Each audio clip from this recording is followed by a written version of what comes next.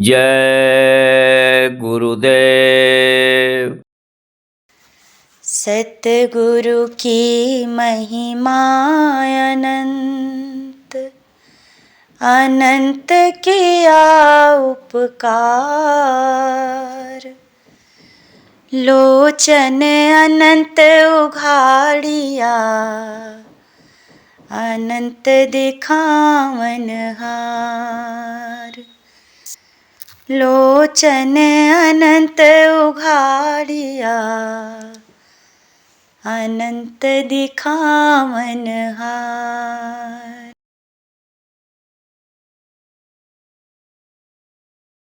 ये जिंदगी धोखा दे जाएगी, कर ले भजन गुरु का। ये जिंदगी धोखा दे जाएगी, कर ले भजन गुरु का। तेरे मन की मन में रह जाएगी, कर ले भजन गुरु का। तेरी मन की मन में रह जाएगी, कर ले भजन गुरु का।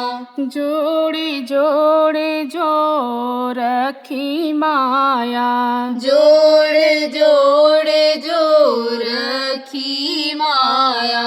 देख देख इसे को भर माया। देख देख इसको भर माया। पानी जैसे बह जाएगी, कर ले भजन गुरु का। पानी जैसी बह जाएगी, कर ले भजन गुरु का। ये जिंदगी धोखा दे जाएगी, कर ले भजन गुरु का। ये जिंदगी धोखा दे जाएगी, कर ले भजन गुरु का। तेरी कोठी तेरी हवेली, तेरी कोठी तेरी हवेली। बन जाएगी एक पहेली, बन जाएगी एक पहेली। धर यहीं पर रह जाएगी, कर ले भजन गुरु का। धरी यहीं पर रह जाएगी, कर ले भजन गुरु का। ये जिंदगी धोखा दे जाएगी, कर ले भजन गुरु का। ये जिंदगी धोखा दे जाएगी, कर ले भजन गुरु का। सदा रहे ना यौवन छाया, सदा रहे ना यौवन छाया। मिट्टी की ये तेरी काया, मिट्टी की ये तेरी काया। ये तो पल में ढह जाएगी, कर ले भजन गुरु का। ये तो पल में ढह जाएगी, कर ले भजन गुरु का। ये जिंदगी धोखा दे जाएगी, कर ले भजन गुरु का। ये जिंदगी धोखा दे जाएगी, कर ले भजन गुरु का। भजन करने का यही है मौका, भजन करने का यही है मौका। इस जीवन का नहीं है भरोसा, इस जीवन का नहीं है भरोसा। मौत उठा तुझे ले जाएगी, कर ले भजन गुरु का। मौत उठा तुझ ले जाएगी, कर ले भजन गुरु का। ये जिंदगी धोखा दे जाएगी, कर ले भजन गुरु का। ये जिंदगी धोखा दे जाएगी, कर ले भजन गुरु का। जय गुरुदेव। जय गुरुदेव।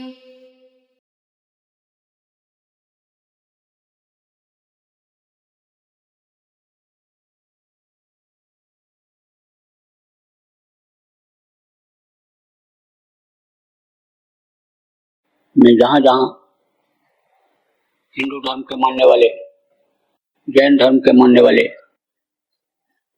सिख समाज के लोग, राम भक्त, कृष्ण भक्त, ये सब के सब दीपावली का त्योहार मना रहे हैं। इसको खुशियों का त्योहार कहा गया, क्योंकि इतिहास ये बता रहा है कि इस दिन खुशियां काफी लोगों को मिली। आप देखो, ज्यादातर प्रचलन इसी बात का है कि 14 वर्ष राम, सीता और लक्ष्मण जंगल में निवास करके और दुराचारी, अत्याचारी, पापाचारी रावण को मार करके और अयोध्या वापस आए थे। तो अयोध्या वासियों ने उनके आगमन की खुशी में दीपक जलाए थे।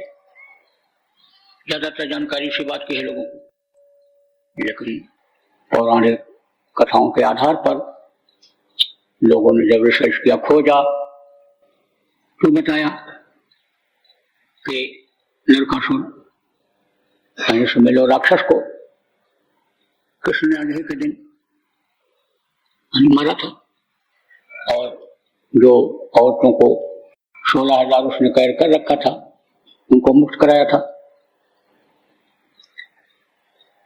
कहते हैं कथाकार, कुरान को पढ़ने वाले कहते हैं कि आज ही के दिन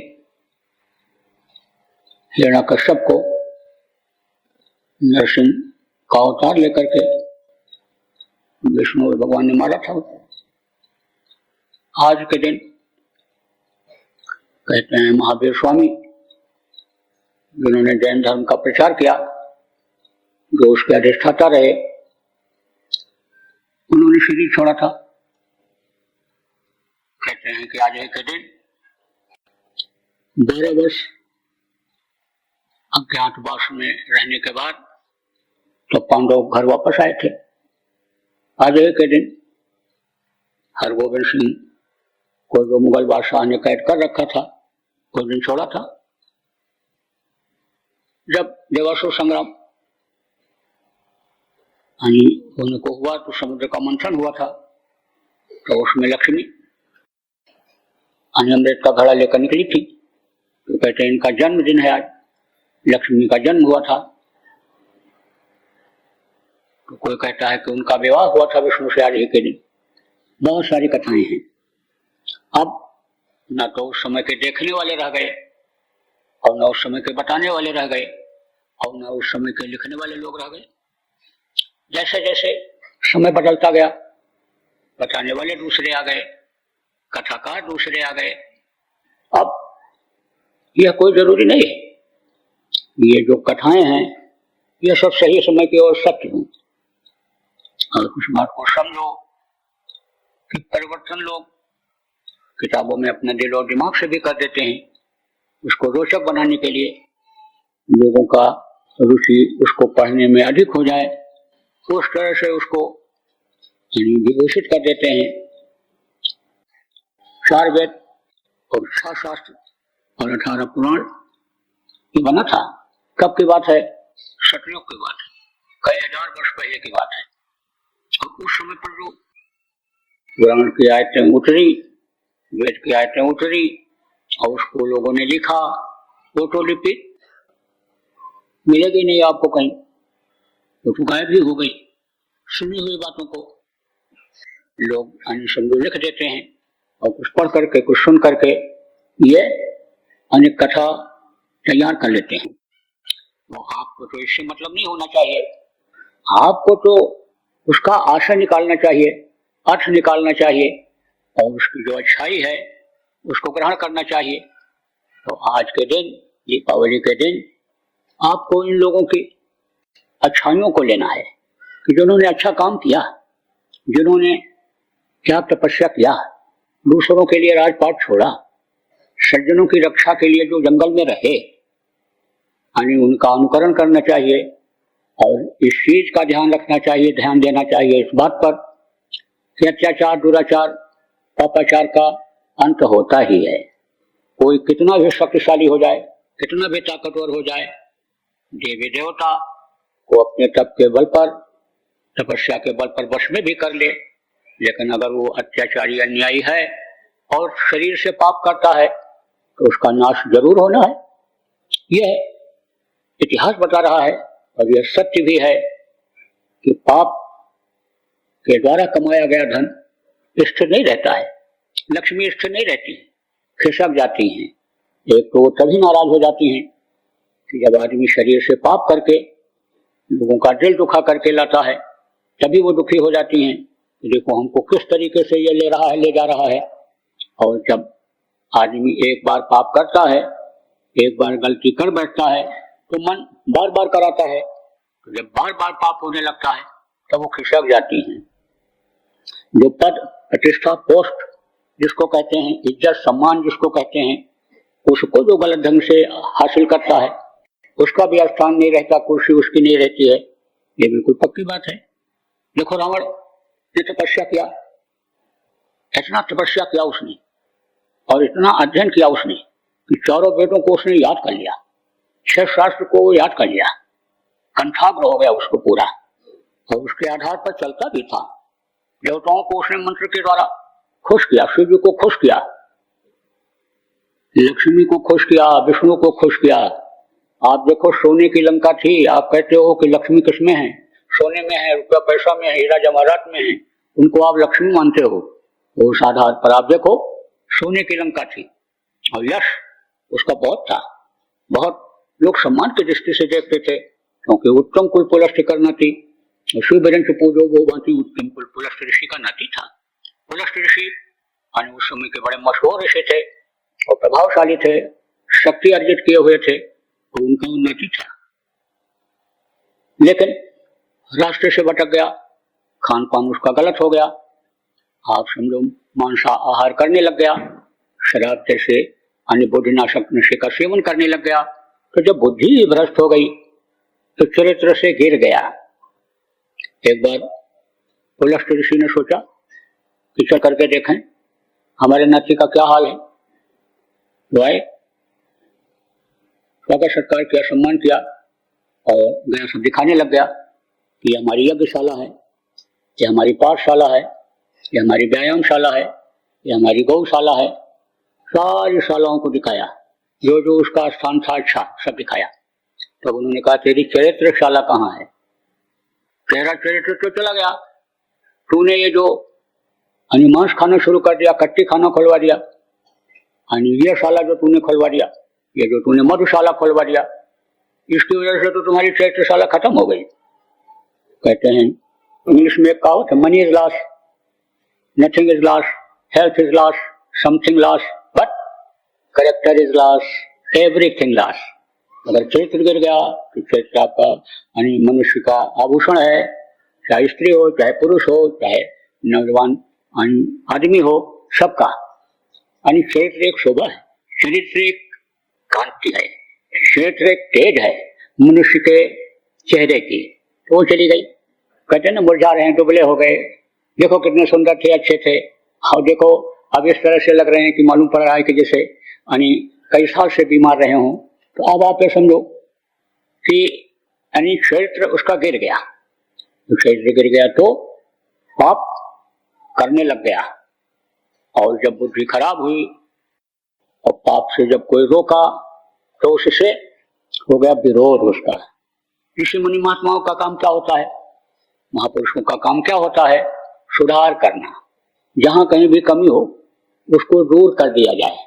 जैसे इंजीनियर होते हैं कल कारखाने में, तो इंजन स्टार्ट करते हैं, देखते हैं घूम करके, और उसमें कोई कमी होती है, कोई नट बोल्ट ढीला होता है या कहीं कोई उस जगह पर नट बोल्ट फिट नहीं होता है, गलत लग गया है, तो उसको तुरंत बदल देते हैं। ऐसे समाज की ये जो गाड़ी है, इसमें जहां कहीं भी जिस भी पॉइंट पर आने समझ लो कि वो कमी देखते हैं कि जिसकी वजह से जैसे गाड़ी में कमी रहे, गाड़ी रुक जाए, न चल पावे, ऐसे समाज की यह गाड़ी, सुख शांति की यह गाड़ी जब महापुरुष देखते हैं, महात्मा संत वक्त के देखते हैं, तब समझो उस कमी को दूर करते हैं, बताते हैं, समझाते हैं।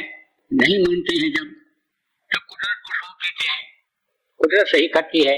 एक सिस्टम बना हुआ है, आप समझो, जैसे सजा देने का, जैसे मदद करने का एक सिस्टम बना हुआ है। पहले छोटे लोग, छोटे कर्मचारी, फिर बड़े कर्मचारी, फिर और बड़े कर्मचारी, किस तरह से, ऐसे ही एक सिस्टम यह है। तो सिस्टम के अंतर्गत उनको जब लोग समझाते थे रावण को, तो विरोध करता था। अब आगे समझो, घर में किसी की आदत खराब हो गई किसी बात के लिए, घर वालों को नहीं पसंद है, जो ज्यादा विरोध करता है उससे वो दुश्मनी मोल ले लेता है। आगे समझो, विचारों में ही प्रेम होता है और विचारों में ही खिन्नता हो जाती है, तो दुश्मनी हो जाती है। तो जो उस समय के सज्जन थे, ऋषि और मुनि थे, वो उसके दुश्मन बन चुके थे। तो जब यज्ञ करने लग जाएं, जब करने लग जाएं, तब करने लग जाएं, तो बाधा डलवाता था। उसकी यही इच्छा रहती थी कि ये हमारे राज्य में, हमारे देश में कोई धार्मिक विचारधारा का रह ही न जाए, मेरे क्रियाकलापों पर समझ लो कि कोई प्रश्न चिन्ह लगाने वाला ही न रह जाए। तो क्या करता था, जब वो हवन करते थे तो मांस के टुकड़ों को फेंकवा देता था, हवन कुंड से बदबू आने लगती थी, खुशबू से देवता खुश होते हैं। वेद मंत्र पढ़ करके जब देवताओं को बुलाते हैं, आहुति देते हैं, तो देवता खुश होते हैं, आपके नाक में बहुत अच्छी खुशबू आ रही हो, खुश रहोगे, और बदबू की लहर आ गई, नाराज हो जाओगे, कहाँ नरक मिला करके खड़ा कर दिया। ऐसे ही मांस डाल देता था तो बदबू आने लगती थी, तो जो देवता खुश होने को वो नाराज होते थे। तो जब ऐसी स्थिति पैदा हो गई, दुर्मुख भोजन होम सलाधा, जाय करो इनकर तुम बाधा, तब उन्होंने सोचा भाई अब हमारे बस का नहीं है, अब समझाने पर ये मानने वाला नहीं है, अब तो इसको कोई और समझाएगा, कुदरत ही समझाएगी, भगवान ही समझाएंगे। तब प्रार्थना किया, उन्होंने कहा कि अब समझो कि भगत प्रभु के अवतार के, उसके अवतार के, जिसके अंदर काल और दयाल दोनों धार रहा है, उसके बगैर अवतार के समझो कि इसका विनाश और कोई कर नहीं सकता है। बात तो सही है, बहुत ताकतवर था। वरुण कुबेर सूर्य समीरा रण समुद्र काउन धीरा, बड़े बड़े देवता उसके सामने टिकते नहीं थे, रावण के सामने। आप समझो मैदान छोड़ करके हट जाते थे। राम को 12 कला दे करके भेजा उन्होंने, ऊपर से आए। अब जब ये आए तो इन्होंने अपना काम शुरू किया, धीरे धीरे धीरे अपना काम इन्होंने शुरू किया। थोड़े थोड़े लोगों को उन्होंने इकट्ठा किया, बंदर और भालुओं को, कोल भेलों को, और उनके अंदर गुरु के शरण में रह करके जो उन्होंने ज्ञान लिया था, विद्या सीखी थी, और जो सिद्धि उन्होंने गुरु के यहाँ रह करके प्राप्त किया था, रिद्धि सिद्धि कामधेनु कल्पवृक्ष जिसको कहते हैं, अरिमा गरिमा महिमा लगमा, ये जो सिद्धियां होती हैं, ये उनके अंदर उन्होंने भरा। आप देखो, औरमा शक्ति, गरिमा शक्ति, ये सब शक्तियां हैं। आगे समझो हनुमान जी, वो शक्ति किससे लिए थे, किससे मिली थी, कि वो बड़े से छोटा रूप धारण कर लेते थे। मशक समान रूप कब धरी, लंकन चलो सुमिन न धरी, मशक समान रूप धर लिया और उड़ करके गए। जब लक्ष्मण को शक्ति बाण लगा तो उड़ करके गए और पहाड़ उठा करके ले आए। जब पहाड़ उठाने को हुआ तब अपने रूप को उन्होंने बदल दिया। आप समझो कि ताकतवर बन गए, भारी भरकम शरीर उन्होंने बनाया, तभी तो पहाड़ उठा पाए। पहाड़ उठा करके ले आए। तो ये शक्ति कहाँ से मिली थी? यह शक्ति उनको जिनको भगवान राम कहा जाता है, रामचंद्र जिनका नाम कुल पूज्य लोगों ने रखा था उनके, जिनको भगवान राम मर्यादा पुरुषोत्तम राम कहा जाता है, उनसे प्राप्त हुई थी। उन्होंने हनुमान को हनुमान बनाया, तो हनुमान तो बंदर थे। आप समझो पूजा यानी उनके किसने करवाया सम्मान? बंदर और भालुओं को किसने दिलवाया? भगवान राम ने दिलवाया। उनके अंदर वो ज्ञान शक्ति भरा, वो सिद्धि भरी। और आप देखो कि जब लड़ाई में रावण निकला तो विभीषण घबरा गया। हाँ बे समझो कि रावण रथी बिरथ रघुवीरा, अब देख विभीषण भय अधीरा, अधीर हो गए विभीषण कि जिन भैंसा को, जिन भालू बंदरों को ये राक्षस जो इस समय लड़ाई करने के लिए आ रहे हैं, वो ऐसे उठा उठा करके मुंह में एक एक बार में निकल जाते हैं एक एक को, तो ये उनके सामने कैसे टिक पाएंगे, कैसे लड़ाई लड़ पाएंगे? तो उन्होंने अपने शक्ति का इस्तेमाल किया। किसने? भगवान राम ने। लेकिन अपने को वो बौने पाए, छोटे पाए। तो देखो शक्तियां रहती हैं और भी शक्तियां अच्छी समय पर, गुरु तो अलग है। और ये तपस्या करने वालों को शक्ति आ जाती है। तो तपस्वी थे कौन? परशुराम जी। तो परशुराम जी से उन्होंने प्रार्थना किया कि आप अब शक्ति दीजिए इसको मारने की। तो अच्छे काम में सब मदद करते हैं। हर कोई ये चाहता है सुख मिले, शांति मिले लोगों को, दुराचार अत्याचार का अंत हो, पापाचार का अंत हो, अधर्म का नाश हो, धर्म की स्थापना हो, सब चाहते हैं। तो उन्होंने जो शक्ति उनको दिया, तब उन्होंने रावण को मारा था।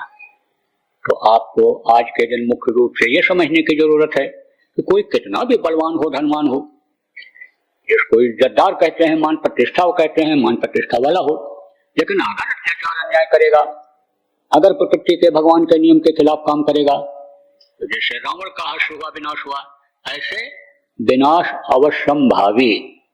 इसलिए आज आप जितने भी लोग यहाँ बैठे हो, या जितने भी लोग इस आवाज को सुन रहे हो, या भविष्य में सुनना, आज के दिन आपको संकल्प बनाने की जरूरत है कि हम अन्य बुराइयों को अपनाएंगे नहीं, और हमारे अंदर जो बुराइयां आ गई हैं इनको हम त्यागेंगे। आप देखो यही हाल जैसे नरकासुर का हमने आपको बताया, वो भी अत्याचारी था, औरतों को कैद कर रखा था और उसका भी विनाश हुआ। उसको कृष्ण जैसी शक्ति को मारना पड़ा, क्योंकि उस समय पर और कोई शक्ति ऐसी थी नहीं कि जो अन्य समझो कि उनका विनाश करती।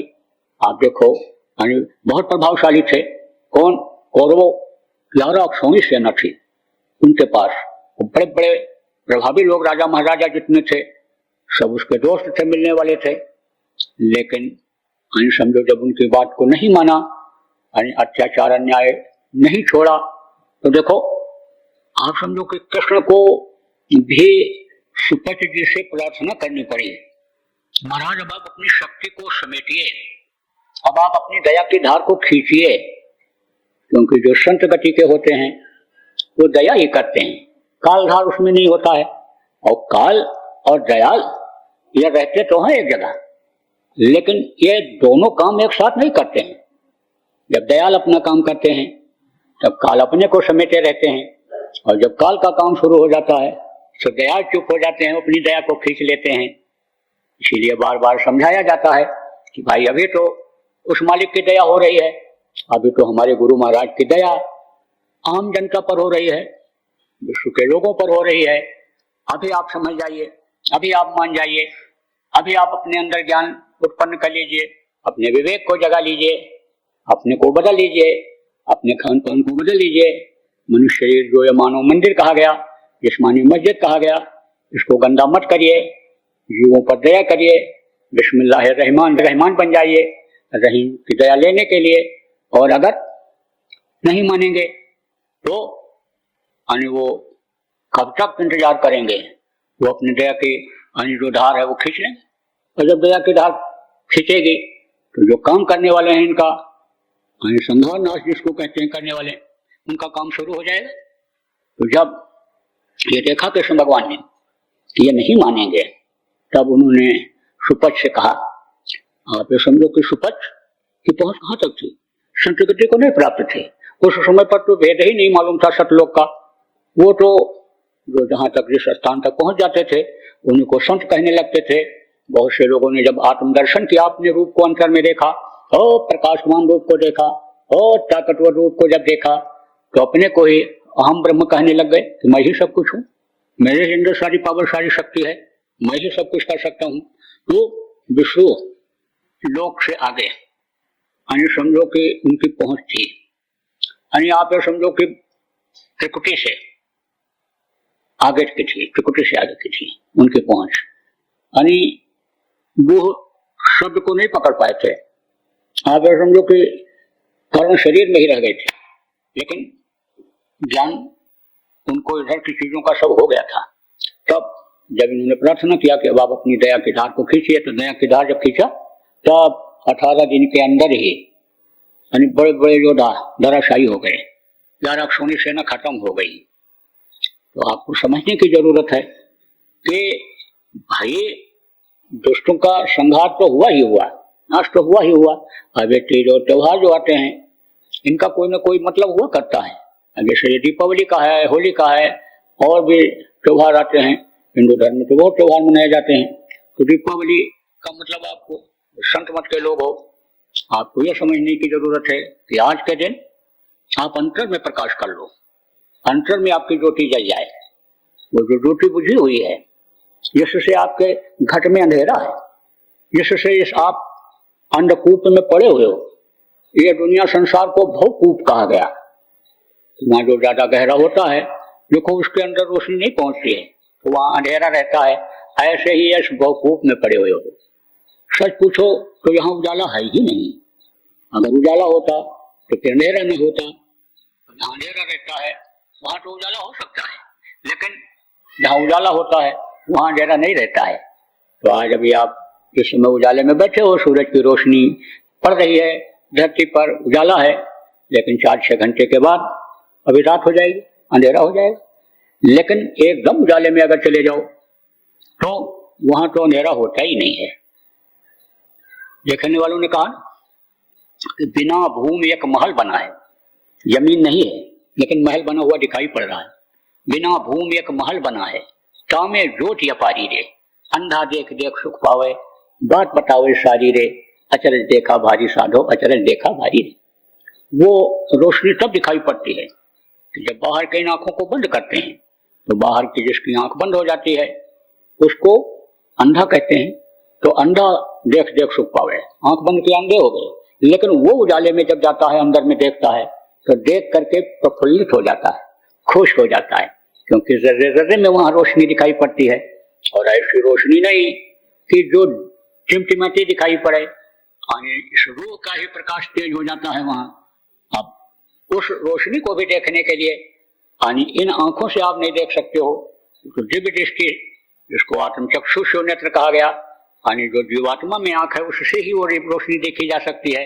तो जर्रे जर्रे में रोशनी दिखाई पड़ती है, तो वो रोशनी आपको मिल जाए, उसके लिए आज आपको प्रयास करना है कि आपके अंतर में दिवाली हो जाए, और वो रोशनी, वो प्रकाश, वो दिए की जगमगाहट और वो सजावट तो यहाँ है ही नहीं, और वो खत्म नहीं होती है।